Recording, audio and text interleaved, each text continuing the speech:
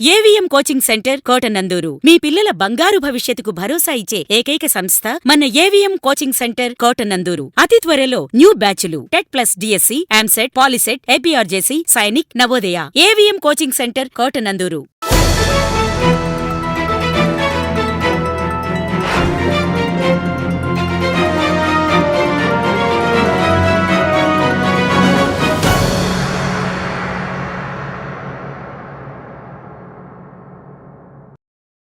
చౌక ధరల దుకాణాన్ని పునఃప్రారంభించిన సివిల్ సప్లైస్ కార్పొరేషన్ డైరెక్టర్.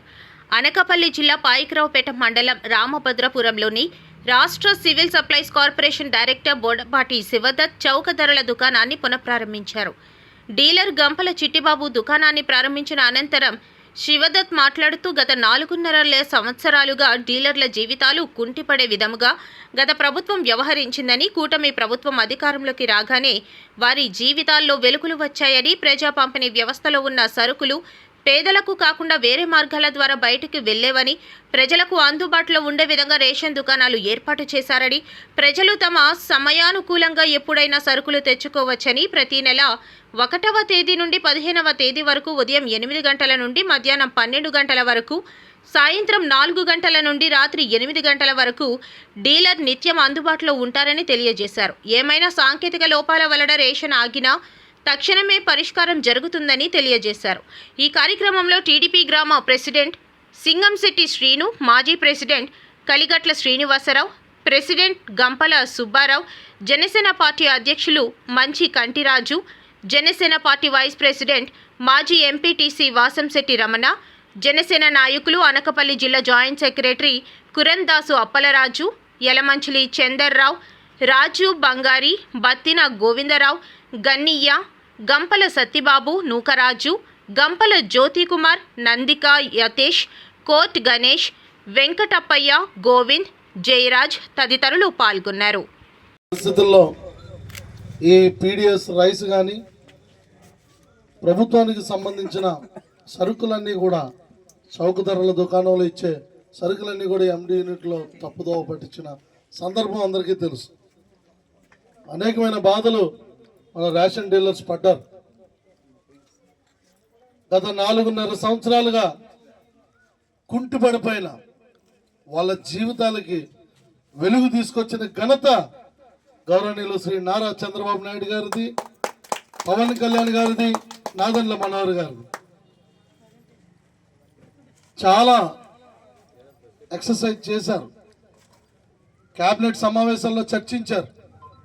ముఖ్యమంత్రి వర్యులు చంద్రబాబు నాయుడు గారు, ఉప ముఖ్యమంత్రి వర్యులు పవన్ కళ్యాణ్ గారు, పౌర సరఫరాల శాఖ మంత్రి వర్యులు నాదెండ్ల మనోహర్ గారు ప్రజలందరితో కూడా మాట్లాడి, డీలర్స్ అందరితో కూడా మాట్లాడి, ఏదైతే అవినీతికి పాల్పడుతున్న పీడిఎస్ రైస్ని అరికట్టే విధంగా ఈ యొక్క చౌక ధరల దుకాణాన్ని మళ్ళీ తిరిగి పునఃప్రారంభించడానికి శ్రీకారం చుట్టి ఈ రోజు నుంచి 1వ తేదీ జూన్ నుంచి మనందరికీ కూడా చౌక ధరల దుకాణాలని అందుబాటులో తీసుకొచ్చిన ఘనత మన ఎన్డీఏ ప్రభుత్వం.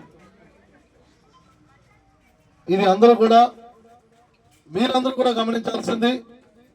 ప్రతిరోజు ఉదయం 8 గంటల నుంచి మధ్యాహ్నం 12 గంటల వరకు, అలాగే సాయంత్రం 4 గంటల నుంచి రాత్రి 8 గంటల వరకు మనం కూలి పనికి వెళ్తాం, మనం ఆఫీసులకు వెళ్తాం, పొలానికి వెళ్తాం.